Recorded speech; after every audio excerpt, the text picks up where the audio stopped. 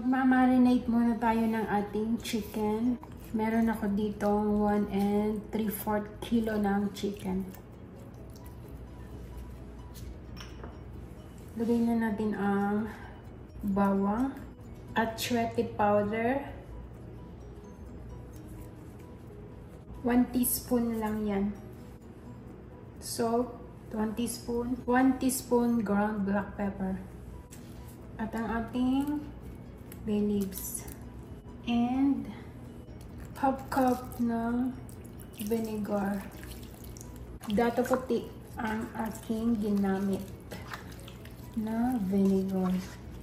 Kasi kapag nagluluto ako dito ng aking mga Filipino food, gusto ko yung mga ingredients product din ng Philippines. Kasi kapag yung mga product dito ang ginamit mo, iba yung lasa. I-marinate muna natin ng mga 1 hour.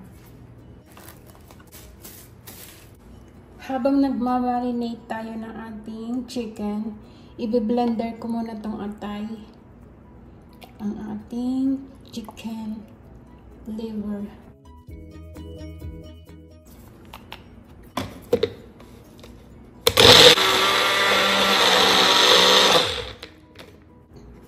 Ayan, okay na to. Naging smoothie ng ating chicken liver. Meron tayo dito 1 cup na warm water at maglalagay ako ng 1 tablespoon ng chwete powder. Dissolve natin.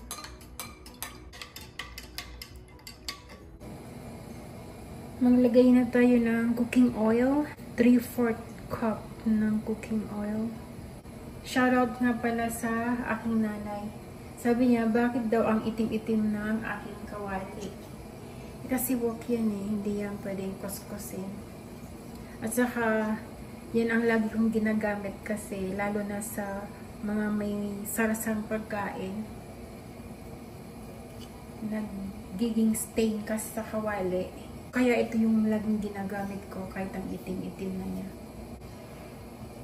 Lagay na natin tong achwete seeds.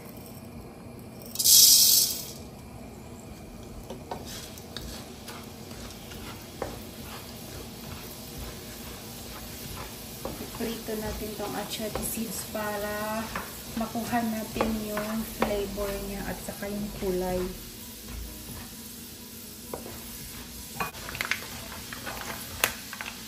Okay na yan. I-drain na natin.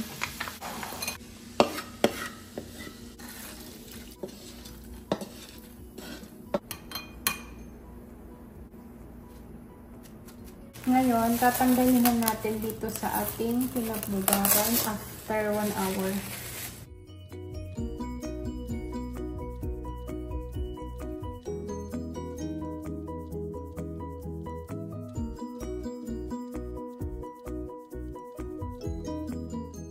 Drain muna natin ng konti. Kalahati ng achwete oil natin. Ngayon magpiprito na tayo ng ating achwete.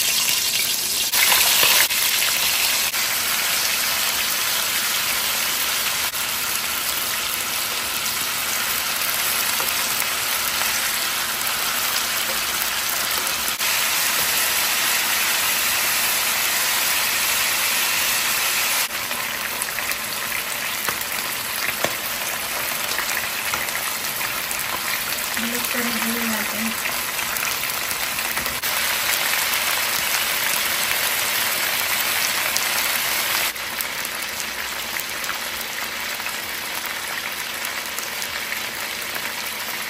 Pwede na to.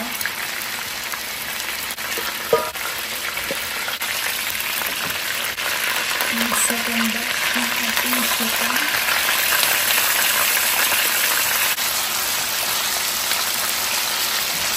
Baliktarin na natin.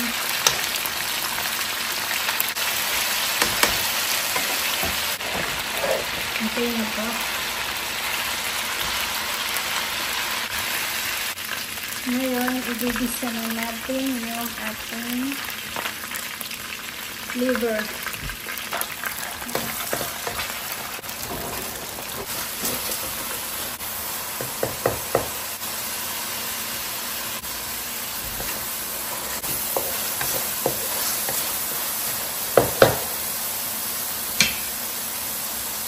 ilalagay na natin ang pinagbabara ng ating chicken.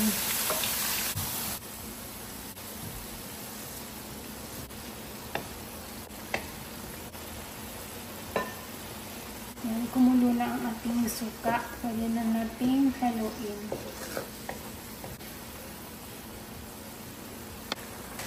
At ibabalik na natin ang chicken.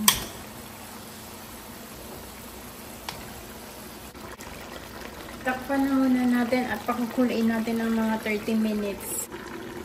Hinaan lang natin ang apoy.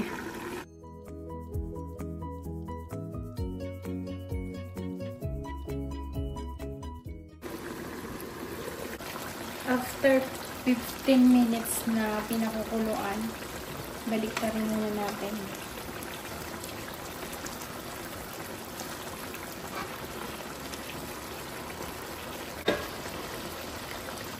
Takpan ulit natin.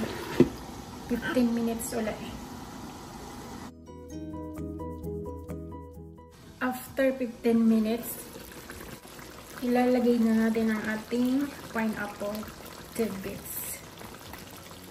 At ang ating 1 cup water with 1 tablespoon achiote powder.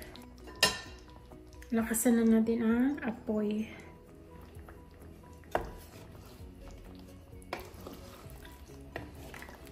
Haluin natin.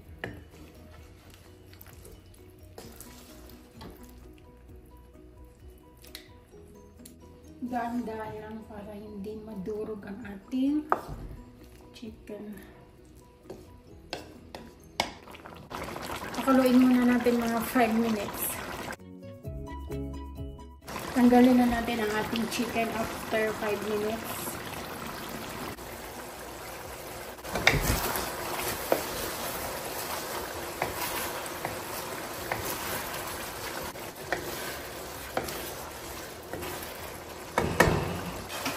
Tatagin lang natin ang konti. Lalagay ako ng aking Ajinomoto seasoning 1/4 teaspoon.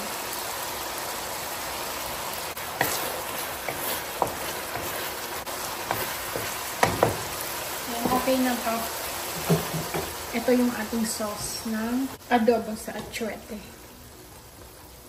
Ipiprito ulit natin yung ating chicken. Final na process. Maglalagay ako ng achiote oil, yung natirang achiote oil.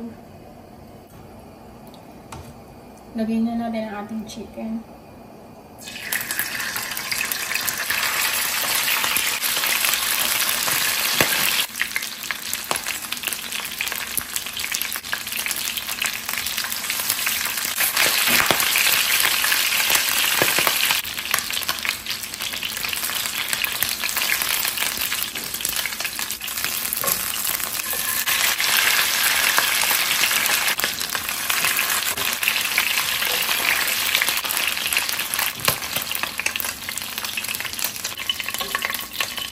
Ngayon, ilalagay na natin ang ating sauce.